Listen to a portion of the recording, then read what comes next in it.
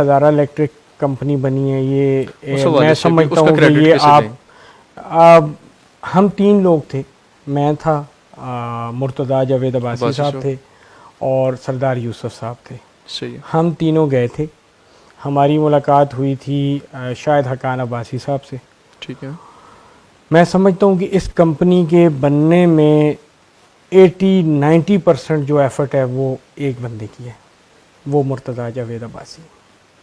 صحیح ہے. 80-90% اس کی جو ایفرٹ، اس نے جو محنت کی ہے، یہ میں سمجھتا ہوں کہ صوبہ ہزارہ اگر مستقبل میں بنا تو اس کی جو پہلی جو آپ اس کو کہہ سکتے ہیں گراؤنڈ بریکنگ اس کا وہ جو ہوئی ہے، وہ یہ ہزارہ الیکٹرک سپلائی کمپنی ہے.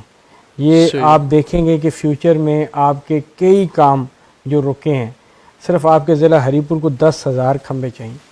آپ کی 600 ویکنسی صرف ہری پور کی خالی ہے، 8700 ویکنسی آپ کی ہزارہ ڈویژن کی خالی ہے. لیکن یہ تب خالی چھوڑی گئی ہیں پہلے وقتوں میں کہ یہ بک نہیں سکتی تھی. ان کے منشی بیچتے تھے، اٹک پار سے لوگوں سے پیسے لیتے تھے، اور 116 بندے بھرتی ہوئے تو اس میں ایک ایبٹ آباد کا ہوا اور باقی سارے اٹک پار سے ہوئے، جس کا کوئی میرٹ نہیں تھا.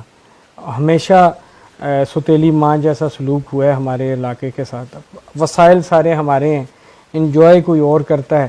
صرف بات یہ ہے کہ ہمیں اب یہ سمجھنا پڑے گا کہ ہمیں اپنے حقوق کے لیے جنگ کرنی پڑے گی.